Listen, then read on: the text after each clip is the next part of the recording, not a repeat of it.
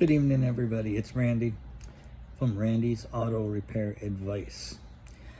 I'm the guy who's always telling you don't work on your own car, and I mean it. It's a lot more complicated than you think. You watch for YouTube videos, and then the car shows up at my shop, and the rest is history. There's special tools. There's a lot of experience, a lot of knowledge, a lot of things that people just don't know. I mean, you can't even begin to believe the things that I have to do after somebody works on their own car. They try to do things and find out that they don't have the tools. They don't have the experience. And it just goes on and on. I diagnosed a headlight that somebody tried to change the bulb in without taking the bumper off. He destroyed the entire headlight. That cost him a lot more money than it would have if he'd have just brought it to the shop and it could have got done correctly. Starters, alternators, batteries, electrical. Don't mess with that stuff. It looks easy, right? I see it go wrong every day. People think, well, I can change an alternator. Well, what if it didn't really need an alternator? An alternator needs two things.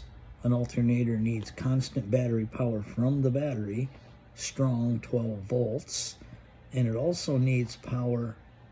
Some vehicles need power from the battery on the plug that goes in the alternator, as well as from the key in that plug. Some get it from the computer. You could not know that stuff without a wiring diagram and experience. Starters.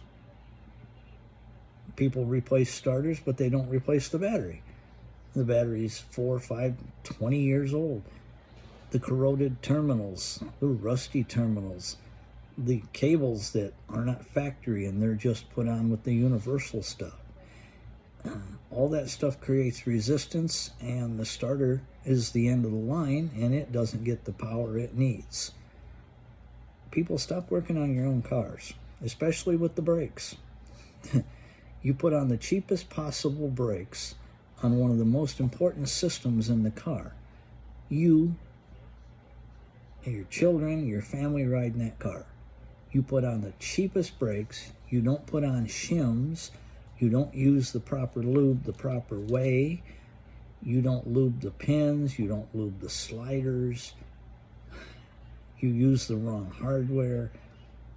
Just please stop working on your own car. I realize it's expensive to bring it to the shop. I realize that. But I'm a professional. I'm trained to do it. I have years and years and years of experience. I have the tools, the knowledge. It's better for you. Thank you. You know, you can always call me if you need advice. I'll tell you how to do it right. Won't cost you anything. Just give me a call.